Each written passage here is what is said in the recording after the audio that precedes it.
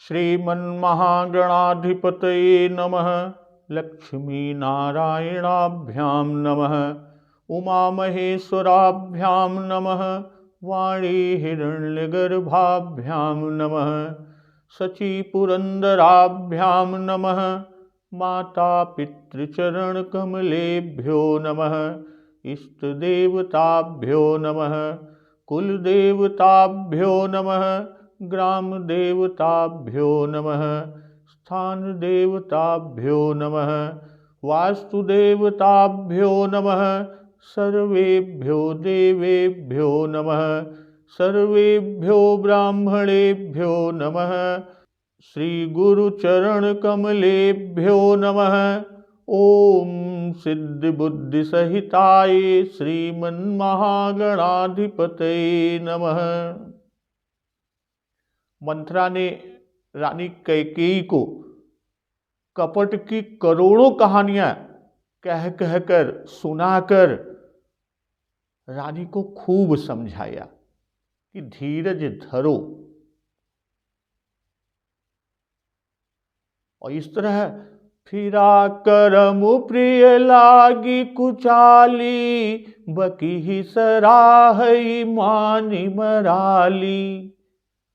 और इस पर कैकेयी का भाग्य पलट गया और कैकेयी को कुचाल प्यारी लगने लगी। और कैकेयी अब बगुली को हंसिनी मानकर यानी वैरिन को हितू मानकर उसकी सराहना करने लगी। सुनु मंथरा बात फुरी तोरी, दहिनी आँखी नित फर कई मोरी। दिन प्रति देखहूँ राति को सपने, कहूँ न तो ही मोह बस अपने।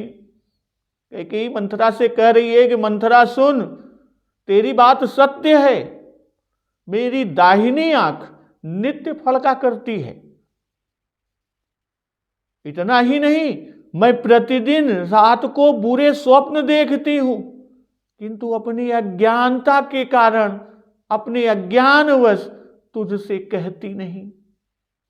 और तब पूछ रही है कैकेयी मंथरा से, काह करऊं सखी सूध सुभाऊ, दाहिन बाम न जानऊं काऊ। कि हे सखी क्या करूं, मेरा तो सीधा सरल सा स्वभाव है, मैं दायां बायां कुछ भी नहीं जानती। और इतना ही नहीं, आगे भी कहती हैं कि अपने चलत न आजू लगी, अनभल काहुक कीन। कह गए कहीं बार मुही, दैय दुसह दुख दीन। जहां तक मेरा वश चला अपने चलते, मैंने आज तक किसी का भी बुरा नहीं किया। फिर न जाने किस पाप से देव ने मुझे एक ही साथ यह दुसह दुख दिया। और नैहर जन्म भरब भरु जाई, जियत न करबि सवति सेवकाई। अरि बस दैव जियावत जाही, मरनु नीक तेहि जीवन चाही। मैं भले ही नैहर में जाकर, मायके में जाकर यानी पिता के घर जाकर वहीं पर जीवन बिता दूंगी, पर अपने जीते जी सौत की चाकरी नहीं करूंगी। दैव जिसको शत्रु के वश में रखकर जिलाता है, उसके लिए तो जीने की अपेक्षा मरना ही अच्छा है। तो दिन वचन कह बहु विधि रानी, सुन कुबरी तिय माया ठानी। तो रानी के इस तरह बहुत प्रकार के दीन वचन को सुने मंथरा ने। तो मंथरा ने रानी को त्रिया चरित्र दिखाया, यानी उन्हें सुनकर कुबरी ने त्रिया चरित्र फैला दिया और बोलती है कि अस कस कहु मानि मन ऊना, सुख सुहागु तुम कहु दिन दूना। कि तुम मन में ग्लानि मानकर ऐसा क्यों कह रही हो? तुम्हारा सुख सुहाग दिन दिन दूना होगा। जेहि राउर अति अन भलता का, सोई पाई ही यहु फल परिपाका। जब ते कुमत सुना मैं स्वामिनी, भूखन बासर नींद न जामिनी। कि जिसने तुम्हारी बुराई चाही है, मंथरा कह रही है रानी कैकेयी से, कि जिसने तुम्हारी बुराई चाही है वही परिणाम में यह बुराई का फल पाएगी। तो हे स्वामिनी, मैंने जब से यह कुमत सुना है तब से मुझे न तो दिन में भूख लगती है और न ही रात में नींद आती है। इतना ही नहीं, मैं ज्योतिषियों से पूछा, मंथरा कहती है कि मैंने ज्योतिषियों से पूछा तो उन्होंने रेखा खींचकर यानी गणित करके या निश्चय पूर्वक कहा कि पूछे हु गुनिन रेख तीन खांची, भरत भुआल हो ही यह साची। और उन लोगों ने कहा कि भरत राजा होंगे। भामिन करहु तो कहूं पाऊ, और है तुम्हारी सेवा बसराऊ। हे भामिन, यदि तुम करो तो मैं उपाय बताऊं, न करो तो फिर हमारा कहना व्यर्थ हो जाएगा कि राजा तुम्हारी सेवा के वश में ही है ही। तो रानी कैकेयी कहती हैं कि परऊं कूप तू बचन पर, सकऊं पूत पति त्यागी। कहसी मोर दुख देखी बड़, कस न करब हित लागी। मैं तेरे कहने से कुएं में गिर सकती हूं, परम कूप तू बचन पर, तुम्हारे कहने पर कुएं में गिर सकती हूं। असकऊं पूत पति त्याग, पुत्र और पति को भी छोड़ सकती हूं, त्याग सकती हूं। कहसी मोर दुख देखी बड़, जब तू मेरा इतना बड़ा भारी दुसह दुख देखकर कुछ कहती है तो कस न करब हित लागी, तो भला मैं अपने हित के लिए उसे क्यों न करूंगी। इतना सुनने के बाद तब कुबरी रानी से क्या कहती है, आज का प्रसंग यहीं से कि कुबरी करी कबूली कैकेयी, कपट छुरी उर पाहन टेई। लखई न रानी निकट दुख कैसे, चरई हरित तिन बलु पशु जैसे। सुनत बात मृदु अंत कठोरी, देती मनहु मधु माहुर घोरी। कहहि चेरि सुधियहि कि नाही, स्वामिनी कहु कथा मोहि पाही। जब कैकेयी ने मंथरा से कहा कि तुम्हारे कहने पर कुएं में गिर सकती हूं, पुत्र पति को छोड़ सकती हूं, तब कुबरी मंथरा ने कैकेयी को सब तरह से कबूल करवाकर अर्थात बलि पशु बनाकर कपट रूप छुरी को, कपट छुरी उर पाहन टेई, तो कपट रूपी छुरी को अपने कठोर हृदय रूपी पत्थर पर टेया, यानी उसकी धार को तेज किया। भाई छुरी को पत्थर पर कसकर घिसकर उसकी धार तेज की जाती है। तो लखइन रानी निकट दुख कैसे, चरई हरित तिन बल पशु जैसे। रानी कैकेयी अपने निकट शीघ्र आने वाले दुख को कैसे नहीं देखती। ठीक उसी तरह जैसे बलि का पशु हरी हरी घास चरता है पर यह नहीं जानता कि मौत सिर पर नाच रही है। सुनत बात मृदु अंत कठोरी, देती मनहु मधु माहुर घोरी। कहई चेरी सुधि अहई कि नाही, स्वामिनी कहू कथा मोहि पाही। तो मंथरा की बातें सुनने में तो कोमल है, सुनत बात मृदु अंत कठोरी, पर परिणाम में कठोर है, यानी भयानक है। कि देती मनहु मधुमाहुर घोरी, मानो वह शहद में घोलकर जहर पिला रही हो रानी कैकेयी को। कहई चेरी, दासी कहती है कि सुधि अहई कि नाही, हे स्वामिन तुमने मुझको एक कथा कही थी, उसकी याद है कि नहीं? कि स्वामी ने कही कथा मोहि पाही।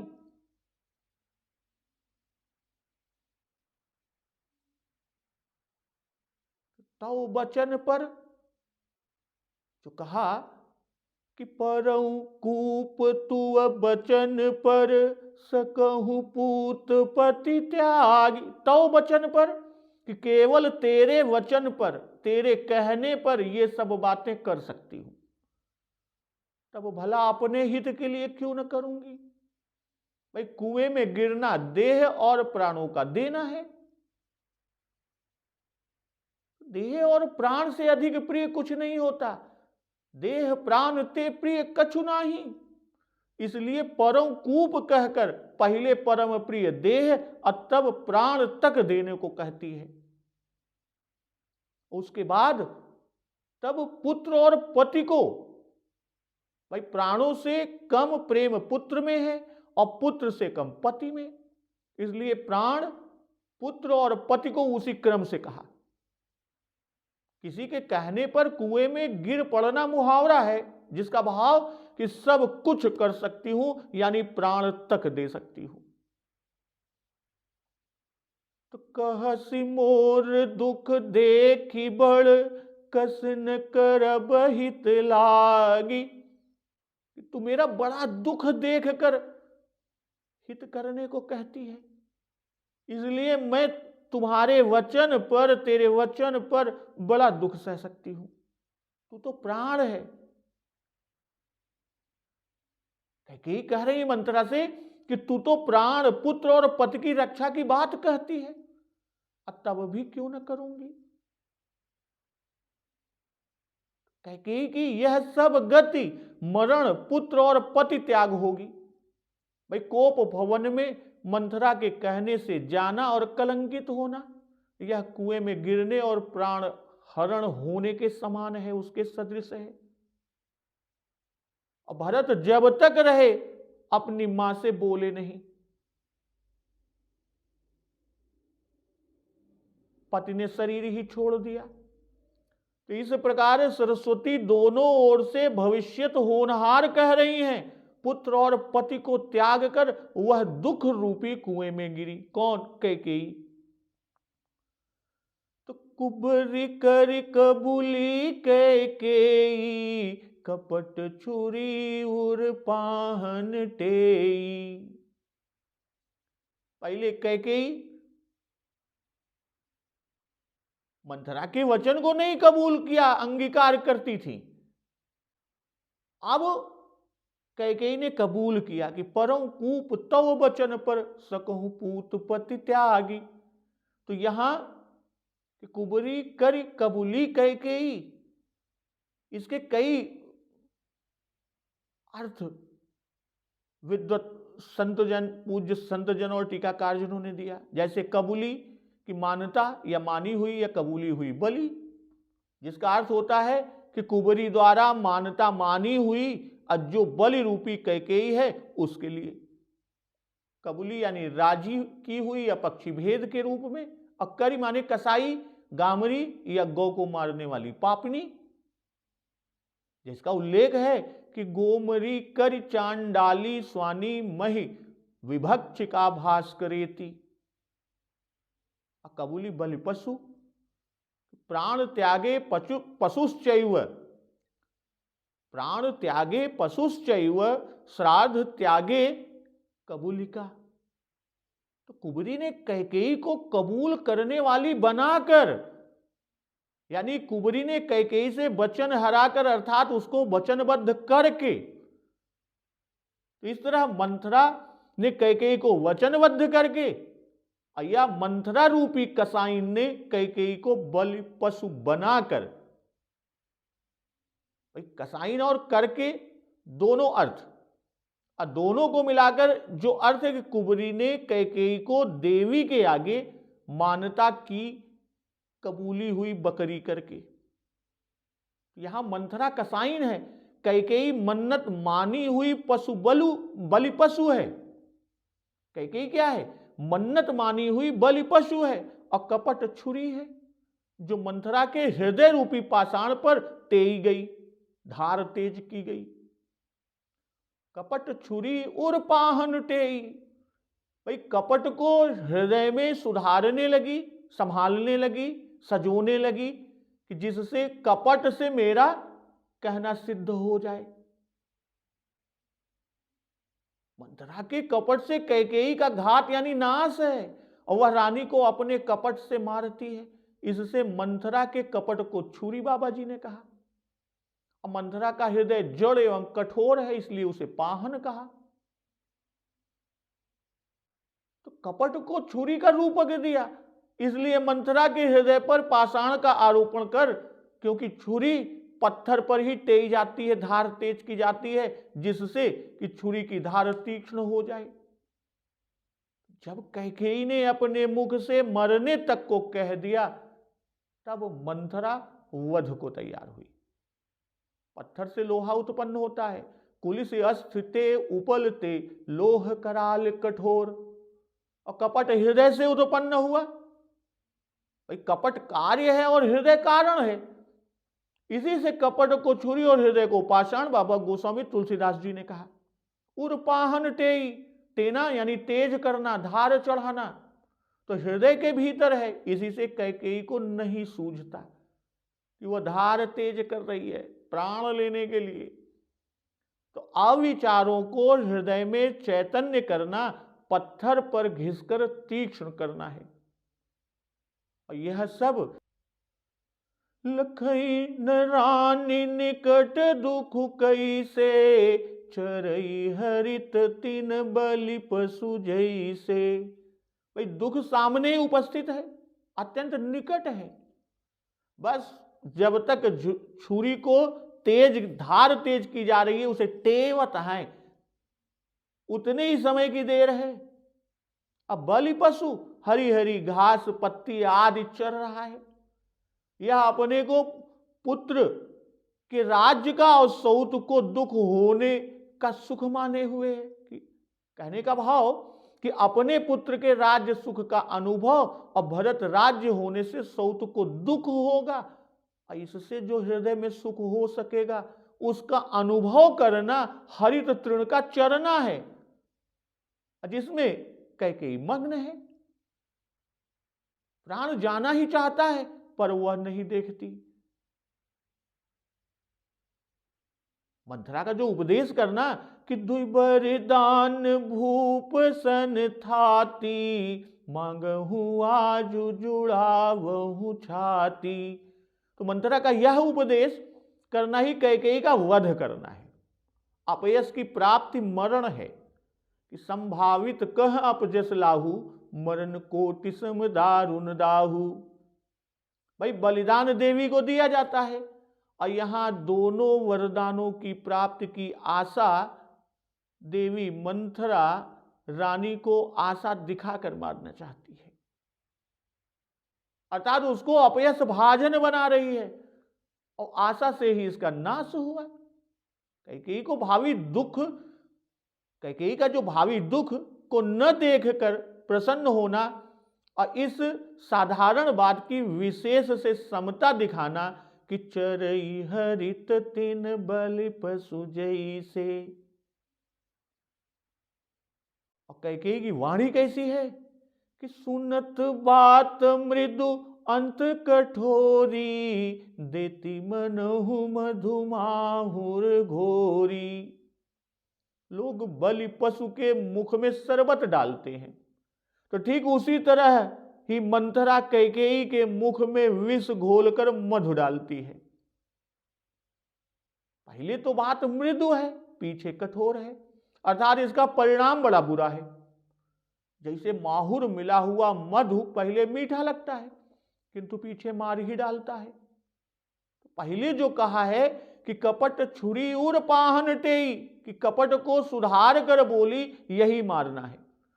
और उसी की उपमा कि देती मनहु मधु माहुर घोरी, बाबा गोस्वामी तुलसीदास जी देते हैं। वचन मृदु है किंतु उनका परिणाम बुरा है। इसी से मधु घोलकर माहुर देना, भाई धोखा देने वाले ठग मधु, मीठा आदि किसी मीठी वस्तु में विष मिलाकर देते हैं।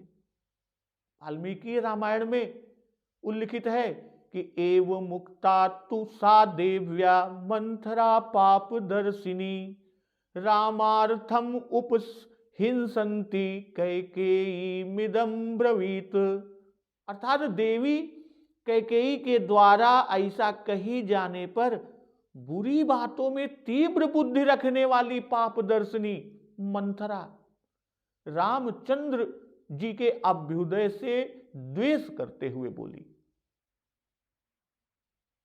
तो कही चेरी सुधि अहै कि नाही, स्वामिनी कहू कथा मोहि पाही। चेरी मंथरा, दासी मंथरा कहती है कि हे स्वामिनी, आपने मुझसे एक कथा कही थी, उसकी आपको सुधि है, याद है कि नहीं है? और क्या है वो? दुर्बरदान भूप सन थाती, मांगहु आजु जुड़ावहु छाती। अपने 2 वरदान जो राजा के पास धरोहर है, उनको राजा से आज मांग कर अपनी छाती ठंडी कर लीजिए। असुत ही राज राम ही बनवासु, देहु लेहु सब सवति हुलासु। पुत्र को राज्य दीजिए और राम को वनवास। इस तरह सब सौतों का आनंद हर लीजिए, ले लीजिए। अब भूपति राम शपथ जब करई, तब मांगे हूं जही बचन न टरई। और यह भी सिखाती है कि यह दोनों वर कब मांगोगी, दोनों वरदान, कि राजा जब राम जी की सौगंध खा ले तब ही वर मांगना, जिससे वचन न टलने पावे। तो कही चेरी सुधि अहै कि नाही, स्वामिनी कहू कथा मोहि पाही। भाई इस कथा को कहे हुए बहुत वर्ष बीत गए, इसलिए सुध दिलाती हूं, याद दिलाती हूं। सुधि अहै कि नाही, मुझे तो याद है, तुम्हें याद है कि नहीं न जाने, आप जानो। मंथरा ने पहले कैकेयी को कबूलवा लिया, वचनबद्ध कर लिया कि करेगी, तब उपाय बताया कि राजा तुम्हारे वश में है। और इसी तरह यहां मंथरा ने पहले कथा की सुध दिलाकर और तब वर मांगने को कहती है कि सुधि अहै कि नाही, क्या तुम्हें स्मरण नहीं है? तुमने ही तो हमसे कहा था, इसलिए तुम्हें अवश्य स्मरण होगा। ऐसा तो नहीं कि स्मरण होने पर भी तुम मुझसे छिपा रही हो। जो उपाय तुम्हें कहना चाहिए था वह तुम मुझसे पूछना चाहती हो। किम न अस्मरसि कैकेयी अस्मरंती वा निगूह से, यदुच्यमान मार्थ मत्तस्त्वम श्रोतिमिच्छसि। वाल्मीकि रामायण में कि यदि तुम मेरे ही द्वारा सुनना चाहती हो तो सुनो। मयोच्च मानम यदि ते श्रोतुम छंदो विलासिनी, श्रेयता अभिधायस्यामि। यहां कहू मोहि पाही, कहू मोहि पाही, मुझे मालूम न थी, तुम्हारे बताने से मैंने जाना था, और तुम्हारे प्रति प्रेम होने से मैंने याद रखी। अनभिज्ञा ह्वयम् देवी त्वयैव कथितम पुरा कथयिषा तव तु स्नेहान मनसा धार्यते मया। वाल्मीकि रामायण में कि इससे भी यह दर्शाती है कि देखो मैं तुम पर कितना स्नेह रखती हूं, मेरा कैसा स्नेह तुम पर है। स्मरण न रखती तो इस समय तुम पर बड़ा संकट पड़ जाता। मंथरा रानी कैकेयी से कह रही है कि आज ही मांगो। क्यों? क्योंकि सवेरा होते ही कल राम राज्याभिषेक हो जाएगा, तब कुछ उपाय नहीं चलेगा, राजा के वश की बात ही न रह जाएगी। और जुड़ावहु चाहती,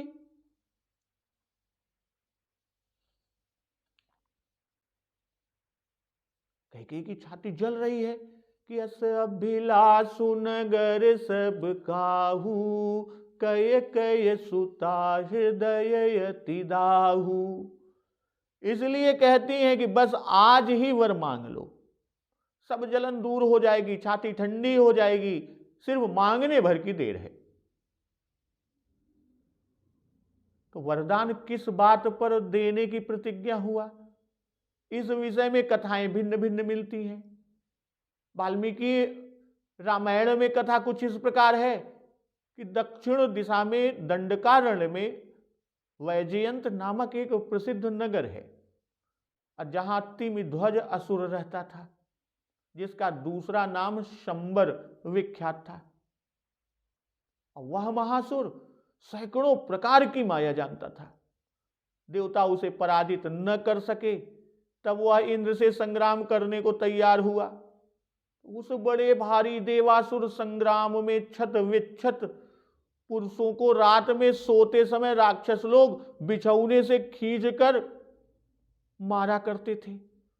इंद्र ने राजा दशरथ जी से सहायता मांगी कि इंद्रेण याचितो धन्वी सहायतार्थम महारथ।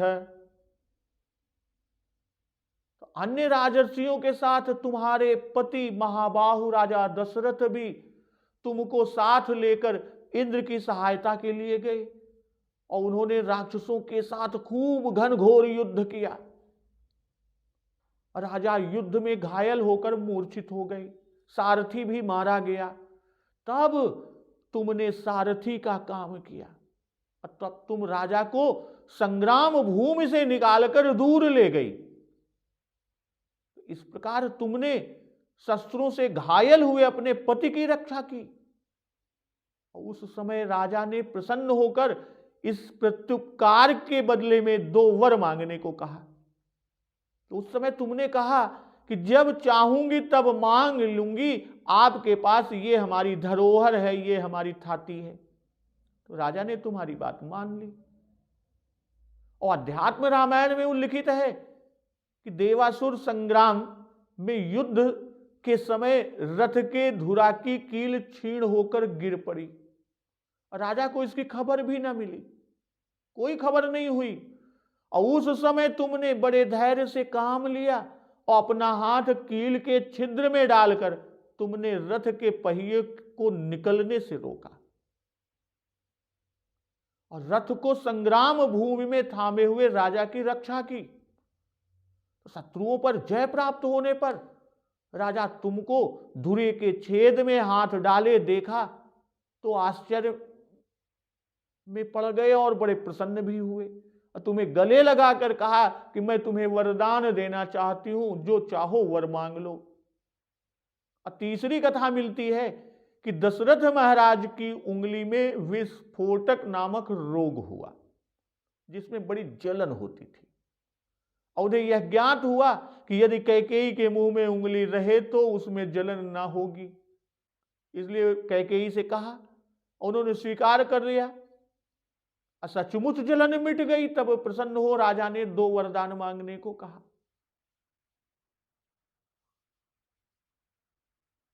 कहीं यह कथा है कि एक ऋषि सोए हुए थे और कैकेयी ने उनके मुंह में स्याही लगाकर मुंह काला कर दिया था।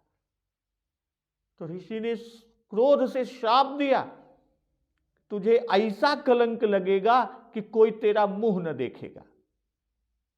और फिर ऋषि ने अपना दंड मांगा तो कैकेयी ने दे दिया। इस पर संतुष्ट होकर ऋषि ने वर दिया कि तू चाहेगी तब तेरा हाथ लोह दंड का काम देगा।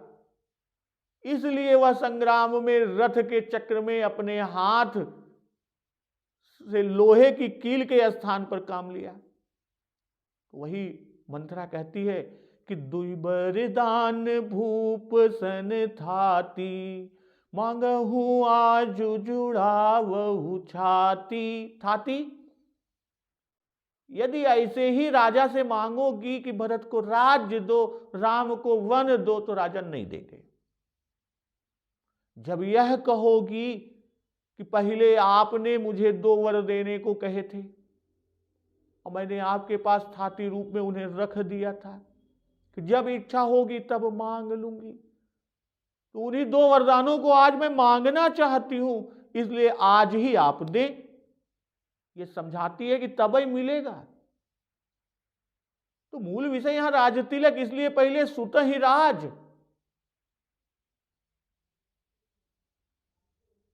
अब वह राज्य बिना राम के वनवास के निष्कंटक नहीं हो सकता, क्योंकि तिलक देते ही गृह कलह की आशंका है। क्षत्रियाणामयं धर्मो ये प्रजा परिपालनम, बधश्च धर्म युद्धेन स्वराज्य परिपंथिनाम।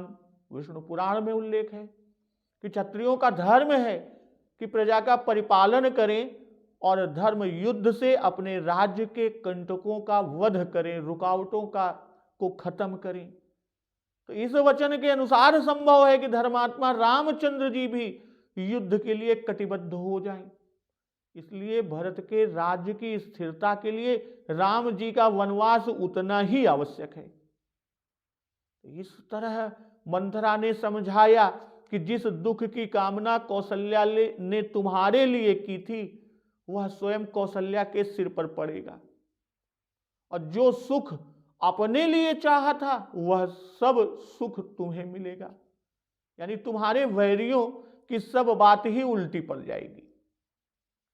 और मांगने को दोनों वरदान जो कहा कि सुत ही राज राम ही बनवासु, देहु लेहु सब सवति हुलासु। पहले राज्य दिलाने का वर मांगने को कहती है, क्योंकि यदि पहले वनवास का वर मांगेंगी तो राजा तो मूर्छित हो जाएंगे, फिर भरत को राज्य कौन देगा। राम के घर पर रहने से मौत होगी नहीं, इसीलिए कहती है कि राम के घर पर रहने से सौत का उल्लास बना रहेगा, यानी कौशल्या का, और वनवास से सब आनंद जाता रहेगा।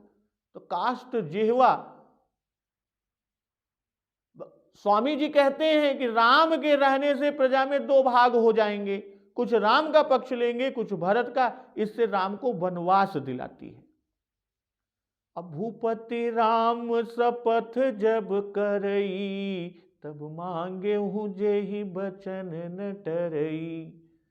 भाई मंथरा को विश्वास नहीं कि राजा श्री राम जी को वन देंगे, वचन भले ही छोड़ दें, पर राम को वनवास दें यह असंभव है, क्योंकि राम राजा दशरथ जी को प्राणों से भी अधिक प्रिय हैं। इसलिए कहती है कि जब राम की शपथ ले ले तब मांगना, जिससे अपने वचन से न टल सके। जब करई, कि वे राम शपथ भी जल्दी नहीं लेंगे। तहि पर राम शपथ करियाई, भावीवश उनके मुख से शपथ निकल गई, नहीं तो वे राम शपथ तो कभी भी न करते। राम शपथ मैं कीन न काऊ। मंथरा के कथन का जो निचोड़ है कि पहले वर को स्मरण कराना, वर न मांगना। जब राम शपथ कर ले तब वर मांगना, और वर भी पहले भरत राजा हो यह मांगना, अब बाद में राम बन जाए मांगना, तब मांगे हूं। तब तक मौन ही रहना, वर न मांगना। अब भरत को राज, राम को वनवास देकर अपना दुख सवती को दो और उसका सुख तुम ले लो। यहां मंथरा सावधान करती है कि जैसे मैंने तुमसे प्रतिज्ञा करा लिया तब उपाय बतलाया, उसी भांति तुम भी तब वरदान मांगना जब राजा राम जी की शपथ ले लें, उनकी कसम खा लें। और यदि तुम राजा से शपथ लेने से पहले कह दोगी तो वचन प्रमाण नहीं माना जाएगा। गुरु वशिष्ठ मंत्री सुमंत्र आदि कहेंगे कि स्त्री के साथ नर्म में कहे हुए वचन प्रमाण नहीं होते। और यदि राजा राम जी की शपथ ले लेंगे तब नर्म वाला झगड़ा न उठ सकेगा। राजा लाचार होकर भरत को राज और राम जी को वनवास दे देंगे। होई काजू आजू निस बीते, बचनु मोर प्रिय मानहु जीते। आज की रात बीत जाने से सारा काम बिगड़ जाएगा। मेरी बात को प्राणों से भी यानी हृदय से प्रिय समझना। बड़ को घातु करी पात किनी, कहे सिकोप गृह जाऊ। काजू संवार हु सजग सबू, सहसा जनिपति आहू। उस पापिनी ने, मंथरा पापिनी ने कैकेयी पर बड़ी बुरी घात लगाकर उससे कहा कि कोप भवन में जाओ और सब काम सावधानी से संभालना और उसी तरह उसे करना, सुधारना। एक बार की राजा पर विश्वास न कर लेना या उनकी बातों में न आ जाना। गोस्वामी तुलसीदास जी लिख रहे हैं, हुई काजू आजू निस बीते, बचन मोर प्रिय माने हूँ जीते। मांगहु आज, आज निस बीते। इस तरह बार बार आज कहकर कैकेयी को सावधान कर रही है। कौन? मंथरा। आज निस बीते, यदि आज रात भर में तुमने उपाय न कर लिया, राजा से दोनों वर न मांग लिए, तो फिर बड़े सवेरे ही राम राज्याभिषेक हो जाएगा। तब कोई उपाय नहीं चलेगा, न कोई उपाय लगेगा। कहने का जो भाव, यदि राजा कहे कि फिर कभी 2-1 दिन में वर दे देंगे तो न मान लेना। कहना कि देना हो तो अभी दो, मैं पीछे न लूंगी। यदि उनकी बात मान लोगी तो अकाज हो जाएगा, सारा काम बिगड़ जाएगा। हमारी बात न मानोगी तो भी अकाज होगा। यही समझाने के लिए कहती है कि बचन मोर प्रिय माने हूं जीते। आज निस बीते का भाव कि तुमको कि निध बहुत प्रिय सेज तुराई, वहां कहीं सो न जाना। बचन मोर प्रिय माने हूं जीते।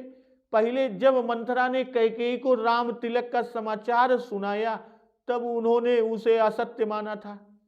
कैकेयी ने कि सुदिन सुमंगलदायक सोई, तोर कहा फुर जेहि दिन होई। भाई मंथरा के वचन को झूठा मानती थी, इसीलिए कि भरत शपथ तो ही सत्य कहू, परिहरि कपट दुराऊ। इसलिए मंथरा कहती है कि अंतःकरण से मेरे वचनों को सत्य मानो और प्राणों से भी अधिक समझकर इन वचनों की रक्षा करना। आज रात भर में काम बना लेना, चूकना नहीं। अब बड़ कुघातु करी, भाई भरत राज्य और राम वनवास मांगने का उपदेश करना वध करना है। जब उपदेश कर चुकी तब कहते हैं कि उसने बड़ा कुघात किया, अर्थात छुरी से सिर काट लिया। अब पहले कैकेयी को बलि पशु कह आए ही हैं। मंथरा ने अपने अन्नदाता पालन पोषण कर्ता पर घात किया, इसलिए उसे पातकिन यानी पापनी कहे। कोप गृह जाओ, कोप करने से राजा मनावेंगे, वर देंगे। और यह सब काम कोप भवन में जाने से ही सिद्ध होगा, पूरा होगा। कोप भवन में जाने को कहा जिससे कैकेयी को कुछ कहना न पड़े, राजा स्वयं ही जाकर पूछे और मनावे। राजभवन में रहने से रानी को अपने ही से वर के लिए राजा से कहना पड़ेगा, जो कि उचित नहीं होगा। अकाज सवारे हूं सजग सबू, मैं वहां नहीं होंगी। वहां रहती तो बराबर शिक्षा देती रहती, समझाती रहती। इसलिए तुम सावधान रहकर सब काम संवारना, राजा का शीघ्र विश्वास न मान लेना, और यही सब कार्य का सुधार कर लेना है। सब काज थाती की सुध दिलाना, राजा की बातों में न आना। राजा राम शपथ कर चुके तब वर मांगना, पहले भरत के लिए राज्य मांगना, पीछे राम को वनवास हो जाए यह मांगना। और आज रात्रि में ही यह सब कार्य कर लेना है।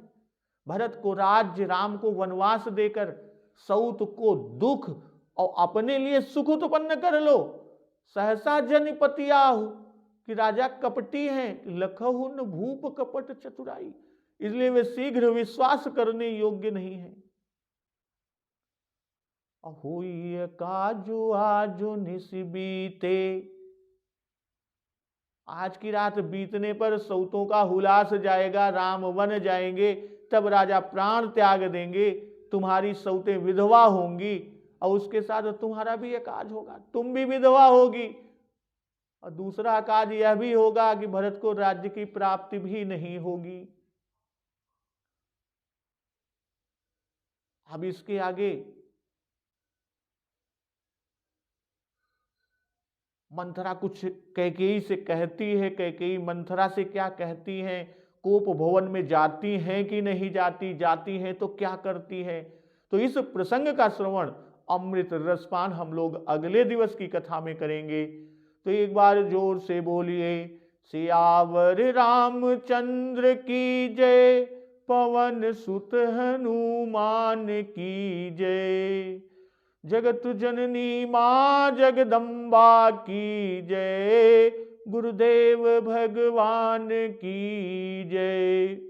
उमापति महादेव की जय। जय श्री राम।